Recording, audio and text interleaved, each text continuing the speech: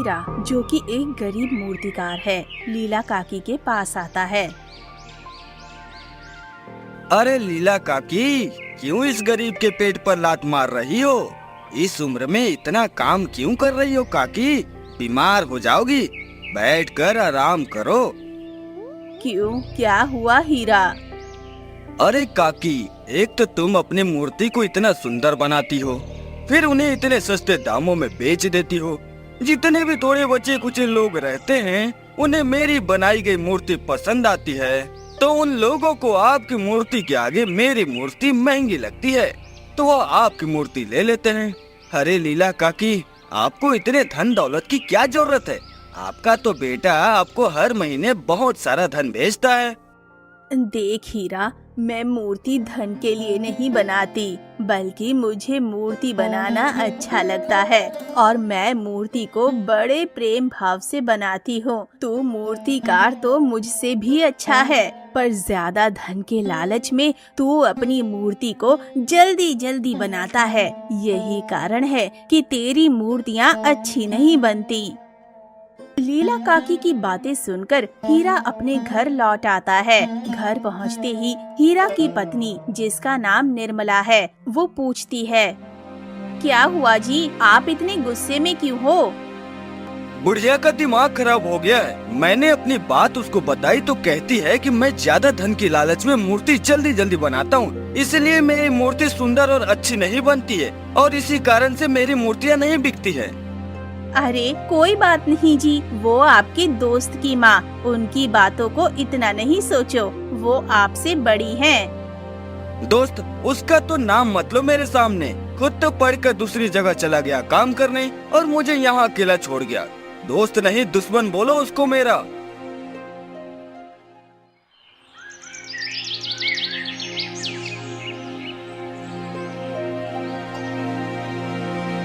कुछ समय बाद लीला काकी के घर एक लड़का और एक लड़की आते हैं। बेटा, तुम दोनों कौन हो? माँ जी, मेरा नाम गोपाल है। और माँ जी, मेरा नाम परी है। हम दोनों को आपके बेटे ने भेजा है, आपकी देखरेख और आपकी सहायता के लिए। लीला काकी गोपाल और परी से पूछती है, मेरा बेटा अब कैसा है? समय पर भोजन करता है या सारा दिन काम में लगा रहता है? चिंता मत कीजिए माँ जी, आपका बेटा ठीक है और वो बहुत ही बड़ी मेहनत से काम कर रहे हैं। वैसे बेटा, मेरे यहाँ 2 लोगों जितना काम नहीं है। हाँ, तुम में से कोई एक मेरे पास रह सकता है। एक काम करो परी, तुम मेरे यहाँ रुक जाओ काम में मेरी सहायता के लिए। गोपाल घबरा कर बोलता है, माँ जी, मैं अब कहाँ जाऊँगा? घबराओ मत, मेरे पास तुम्हारे लिए भी एक उपाय है। तुम मेरे साथ हीरा के घर चलो। अब लीला काकी गोपाल को हीरा के घर ले जाती है। लीला काकी हीरा के घर के बाहर पहुंचती है और बोलती है, हीरा, ओ हीरा, सुन तो, हीरा बाहर आ। अब ये बुढ़िया यहाँ क्या लेने आई है? जाओ निर्मला, देखो क्यों ये बुढ़िया मुझे बुला रही है। आप शांत हो जाइए, मैं अभी जाकर देखती हूँ। बोलिए लीला काकी, क्या हुआ? अरे हीरा कहाँ है? माँ जी, वो कुछ काम कर रहे हैं, आप मुझे बताइए क्या हुआ? अरे निर्मला बेटा, ये गोपाल है, इसके साथ एक लड़की भी है जिसका नाम परी है। इन दोनों को मेरे बेटे ने भेजा है काम में मेरी सहायता के लिए। अब तुम्हें तो पता है निर्मला बेटा कि कहाँ मैं बूढ़ी बाढ़ी, मेरे यहाँ कहाँ इतना काम है, इसलिए मैंने सिर्फ परी को रखा है अपने यहाँ काम के लिए। तो मैं ये कह रही हूँ कि तुम अपने पास गोपाल को रख लो। गोपाल तुम्हारी और हीरा के काम में सहायता कर दिया करेगा। अरे माँ जी, हम कैसे रख सकते हैं? हम ठहरे गरीब, हमारे पास कहाँ इतना धन है कि इसे वेतन के रूप में दे सके। अरे निर्मला, ये तुमसे कोई वेतन नहीं लेगा। ये तो मैं कह रही थी कि तुम्हारे यहाँ ये बिना वेतन के काम करेगा। बस तुम इसे 2 समय का भोजन दे देना। तभी हीरा घर के बाहर निकल कर आता है। निर्मला हीरा को बताने जा रही होती है। तभी हीरा बोलता है, कुछ मत बताओ निर्मला, मैंने सब अंदर से सुन लिया है। ठीक है माँ जी, अब जाओ। अब से गोपाल यहीं रहेगा हमारे साथ। लीला काकी अपने घर चली जाती है और हीरा गोपाल को घर के अंदर ले आता है। तुम्हें मेरे दोस्त ने भेजा है। क्या कर रहा है आजकल वो वहाँ पर? वो तो वहाँ पर बहुत मेहनत कर रहे हैं और अच्छा खासा धन भी कमा रहे हैं। अच्छा गोपाल, एक काम करो, तुम जंगल से कुछ लकड़ी ले आओ। अरे उसे कुछ भोजन तो करने दो। मेहमान नहीं, ये एक नौकर है, तो इसकी कोई जरूरत नहीं है खातिरदारी करने की। गोपाल मुस्कुराकर जंगल की ओर निकल जाता है लकड़ी लाने के लिए। ये आप उसके साथ ठीक व्यवहार नहीं कर रहे। कम से कम उसे खाना तो खाने देते। ज्यादा अच्छा व्यवहार करने की कोई जरूरत नहीं है, वो बस एक नौकर है। अब दूसरी ओर लीला काकी को बहुत तेज भूख लगती है। लीला काकी खाना बनाने के लिए जाती है। माँ जी, आप रहने दीजिए, मैं आपके लिए खाना बना देती हूँ। नहीं नहीं बेटी, तुम जब से आई हो तब से तुमने बहुत काम किया है। तुम थोड़ा आराम करो, तुम रहने दो। नहीं माँ जी, ये तो मेरा सौभाग्य है कि मुझे आपकी सेवा करने का मौका मिल रहा है। आप आराम से बैठें, मैं कुछ समय में स्वादिष्ट खाना बना कर लाती हूँ। और कुछ समय में ही परी लीला काकी के लिए स्वादिष्ट खाना बनाकर ले आती है। लीजिए माँ जी, स्वादिष्ट खाना खाइए। अरे परी, तू तो सच में बहुत जल्दी खाना बनाकर ले आई। खुशबू तो बहुत अच्छी आ रही है। चल जल्दी से तू भी ले आ अपना खाना। नहीं माँ जी, अभी मुझे भूख नहीं है, मैं कुछ समय बाद खा लूंगी। अभी आप खा लीजिए। अब कुछ समय बाद गोपाल जंगल से लकड़ी लेकर आ जाता है। हीरा खाना खाकर उठता है। ले आया लकड़ी जंगल से? जी भैया, ले आया लकड़ी जंगल से। भैया नहीं, मालिक बोल। आगे से मुझसे जब भी बात करे तो मुझे मालिक बोलना, ठीक है? जा अब खाना खा ले। ठीक है मालिक। गोपाल निर्मला के पास जाकर बोलता है, लाओ मालकिन, खाना दीजिए। अरे पगले, मुझे मालकिन क्यों बोल रहा है? जब वो मेरे मालिक हुए तो आप मेरी मालकिन हुई। नहीं नहीं गोपाल, तू मेरे बेटे जैसा है, तू मुझे माँ कह सकता है। वैसे भी तुझे देखकर ऐसा लगता है कि कहीं देखा है तुझे। ठीक है मालकिन, मैं आज से आपको माँ कहूँगा, पर मालिक कुछ कहेंगे तो नहीं? अरे कुछ नहीं कहेंगे। मेरे पति बाहर से गुस्सैल लगते हैं पर दिल से अच्छे हैं। हाँ, जब उनका दिमाग खराब होता है तो वो कुछ ज्यादा बोल देते हैं। माँ, अब खाना मिलेगा? बहुत भूख लग रही है। हाँ मेरे बेटे, अभी देती हूँ।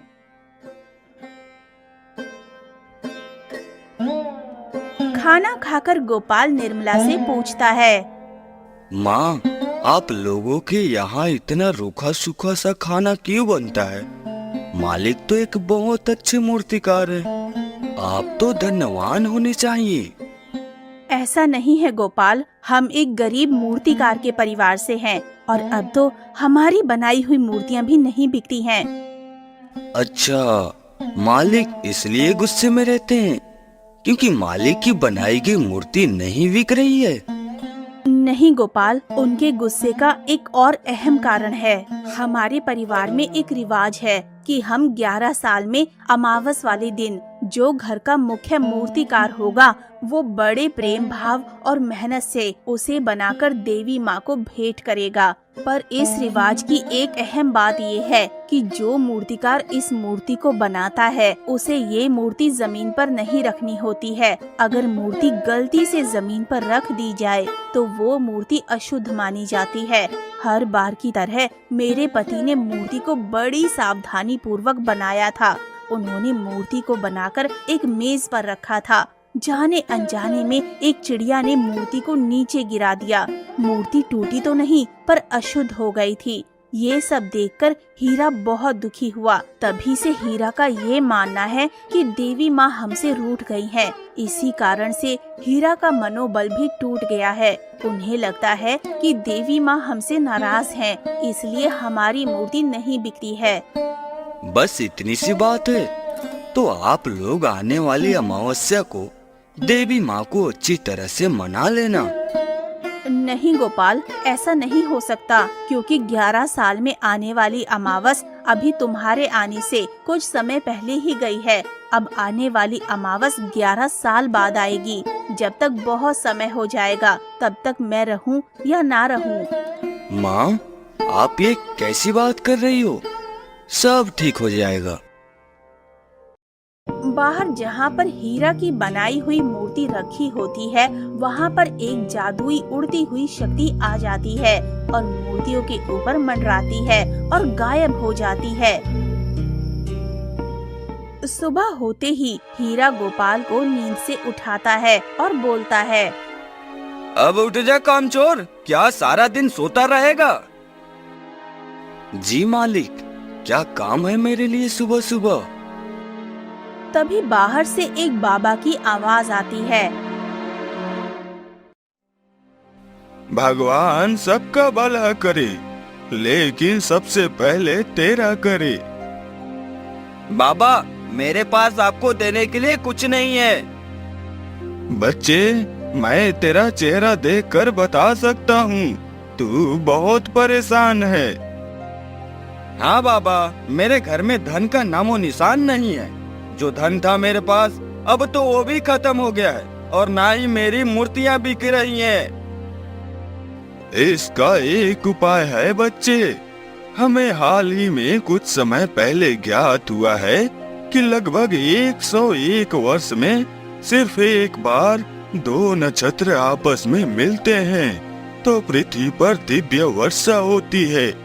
अगर इस वर्षा का पानी किसी ऐसे कुएं में गिरे जो लगभग 200 सालों से अधिक पुराना हो तो उस कुएं में जो भी व्यक्ति अपना कुछ सामान डाले तो उसमें भी जीवन की आस जग जाती है।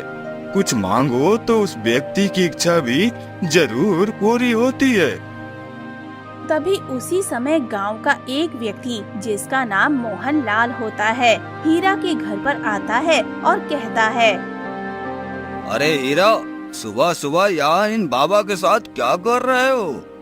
तभी हीरा बाबा की सारी बातें मोहन लाल को बता देता है। अरे हीरा भैया, ये सब ढोंगी बाबा होते हैं, इनकी बातों में मत आया करो। ये सब झूठे होते हैं।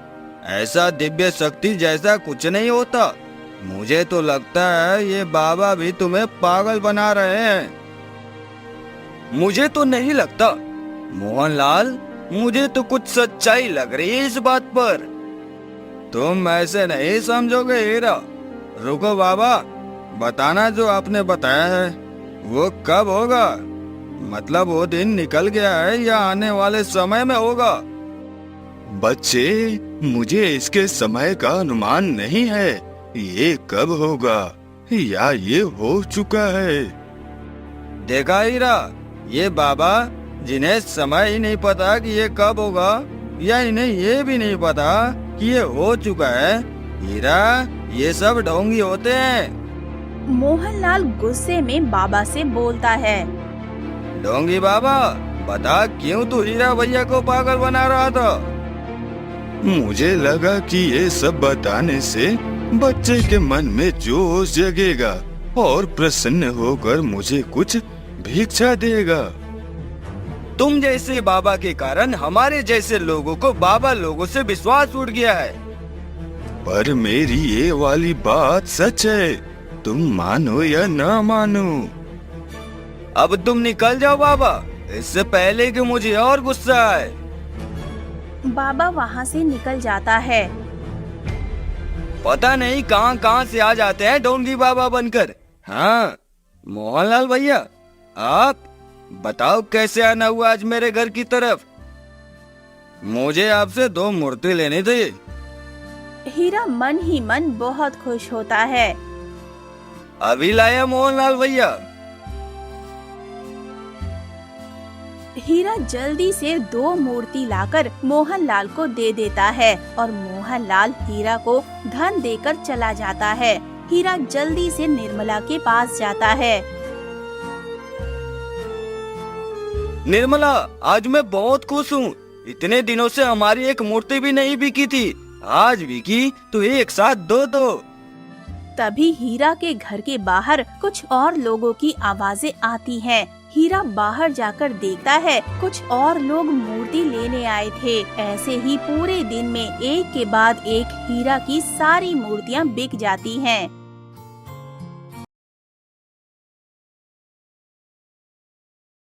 निर्मला, आज का दिन मेरे लिए किसी चमत्कार से कम नहीं है। एक ही दिन में मेरी सारी मूर्तियां बिक गई। ये मेरे लिए किसी सपनों से कम नहीं है।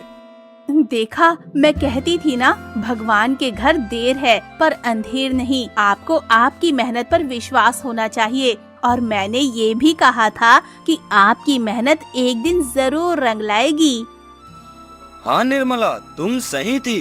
अब मुझे और मूर्ति बनाने के लिए पूरी रात भर जागना होगा, क्योंकि कुछ लोगों को आज मूर्ति नहीं मिल पाई, तो मैंने उन्हें कल के लिए कहा है मूर्ति देने के लिए। मैं बाहर जाकर देख लेता हूँ कि सारा सामान है कि नहीं मूर्तियाँ बनाने के लिए। हीरा जैसे ही घर के बाहर आता है, हीरा देखता है कि दूर से एक साधु शांत बाबा मेरे घर और लीला काकी के घर को देख रहे हैं।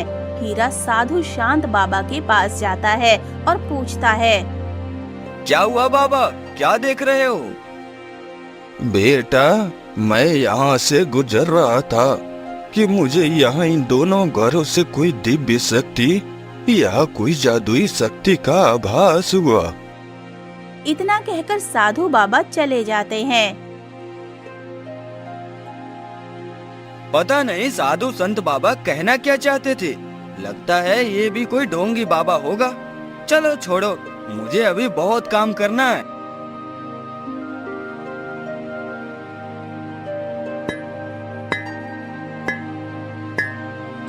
हीरा बिना कुछ खाए पिए काम करने लग जाता है।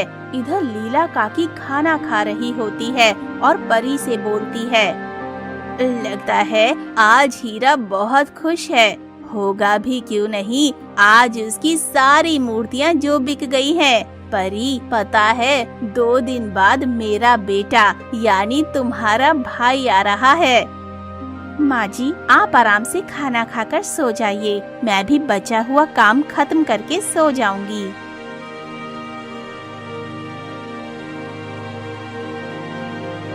इधर हीरा मूर्तियाँ बनाते बनाते सो जाता है। अगली सुबह हीरा की आंख खुलती है तो वो अपने आप को घर में पाता है। हे भगवान, ये मुझसे क्या हो गया?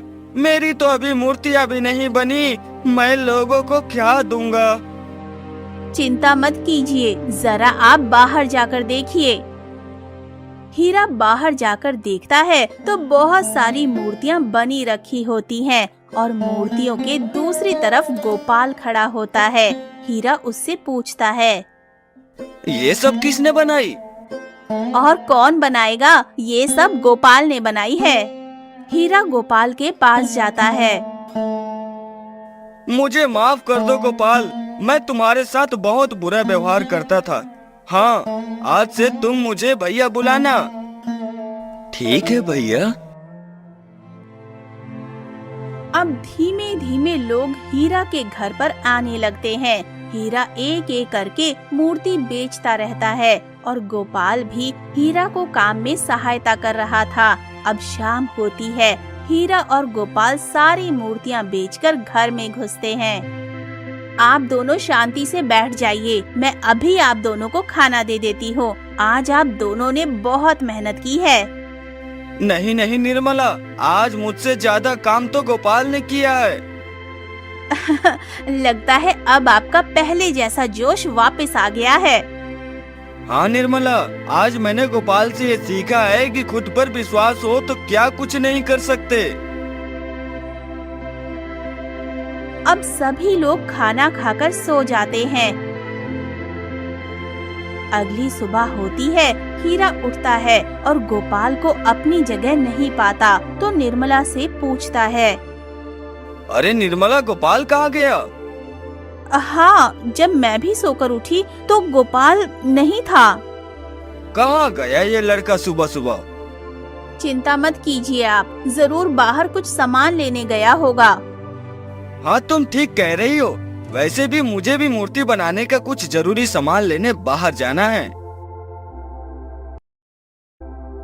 हीरा घर से सामान लेने के लिए निकल जाता है। कुछ दूरी चलने पर उसे लीला काकी का बेटा सुनील मिलता है। और मेरे सुनील दोस्त, बड़े दिनों बाद दर्शन दिए। कैसे हो? सब ठीक है ना? अरे हीरा, मैं तो ठीक हूँ, तू बता कैसा है? और माँ और निर्मला भाभी कैसी है? सब ठीक है सुनील। जो तूने हमारी सहायता के लिए परी और गोपाल को भेजा है ना, उनकी वजह से सब खुश है। और गोपाल तो बहुत मेहनती है और मेरी काम में बहुत सहायता करता है। कौन गोपाल और परी? अरे जिन्हें तूने भेजा था।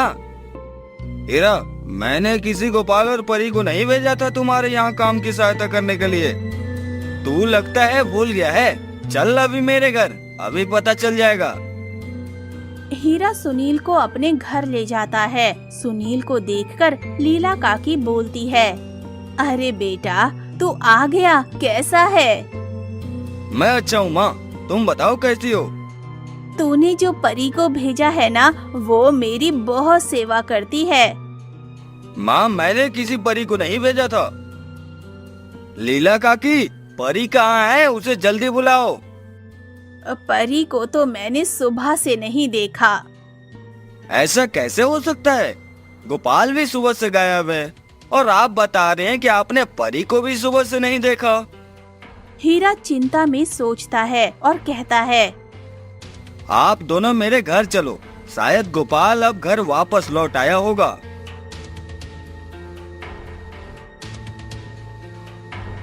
हीरा घर जाकर इधर उधर गोपाल को देखता है और निर्मला से पूछता है, निर्मला, गोपाल आया? नहीं, क्यों, क्या हुआ? सुनील बोल रहा है कि उसने किसी गोपाल और परी को नहीं भेजा था। क्या उन्हें तूने नहीं भेजा था? हाँ माँ, मैंने किसी को नहीं भेजा था। अगर उसे सुनील भैया ने नहीं भेजा था तो वो दोनों थे कौन और इतने दिनों तक हमारे साथ क्यों रह रहे थे? हीरा चिंता में सोचता है और अचानक से हीरा को याद आता है कि कल एक शांत साधु बाबा कुछ बोल रहे थे। वो क्या बताना चाह रहे थे? कोई मुझे बताएगा कि यहाँ क्या चल रहा? पता चल गया। इस बात का उत्तर मुझे पता है कौन दे सकता है। कौन? कौन? चलो मेरे साथ। हीरा सभी को अपने साथ लेकर जंगल की ओर निकल जाता है और चारों तरफ हीरा शांत साधु बाबा को ढूंढने लग जाता है। कुछ समय हीरा की नजर उन्हीं साधु शांत बाबा पर बढ़ती है, जो कि एक पेड़ के नीचे ध्यान कर रहे होते हैं। हीरा और सभी लोग बाबा के पास जाते हैं। आओ बेटा, मुझे पता है कि तुम्हारे मन में बहुत से सवाल उमड़ रहे होंगे। तुम यहाँ गोपाल और परी के बारे में पूछने आए हो। मुझे तो कल ही पता लग गया था जब मैं तुम्हारे घर के पास से निकला था। हे साधु बाबा, मैं आपसे विनती करता हूँ कि आप जल्दी बता दें कि गोपाल और परी कहाँ हैं। वे दोनों अब जहाँ पर हैं, वे अब कभी वहाँ से वापस नहीं लौट सकते। क्यों साधु बाबा? क्योंकि वह दोनों मनुष्य नहीं थे, वे दोनों दिव्य शक्ति और जादुई शक्ति थी। वो तुम्हारी कुछ समय के लिए सहायता करने आए थे। साधु बाबा, वो दोनों दिव्य शक्ति और जादुई शक्ति थी, तो हमारे घर क्यों आए थे सहायता करने? क्योंकि उनकी रचना तुम लोगों ने ही की थी। हमने? वो कैसे साधु बाबा? कुछ समय पहले तुम्हें अपने परिवार की देवी माँ को एक मूर्ति भेंट करनी थी, पर किसी कारण वह मूर्ति अशुद्ध हो गई थी। लेकिन वह मूर्ति बड़े लगन और प्रेम भाव से बनाई थी। लेकिन मूर्ति अशुद्ध हो जाने के कारण तुमने वह मूर्ति लीला काकी को दे दी थी, नदी में सराने के लिए। और जब लीला काकी तुम्हारी मूर्ति सराने जा रही थी, तो वह एक अपनी भी पुरानी मूर्ति नदी में सराने के लिए ले लेती है। और जब लीला काकी मूर्तियां नदी में सराने के लिए निकली, तो वह एक चमत्कारी दिन था। यह वही दिन था जो लगभग 101 वर्ष बाद आता था, जब दो नक्षत्र आपस में मिलते हैं। और जब लीला काकी बीच जंगल में पहुंची, तो बहुत तेज हवा और वर्षा हो रही थी। हवा इतनी तेज थी कि लीला काकी को कुछ ठीक से नहीं दिख रहा था, तो उन्होंने वह मूर्ति कुएं पर रख दी और अपनी आंखें बंद करके नीचे बैठ गई थी।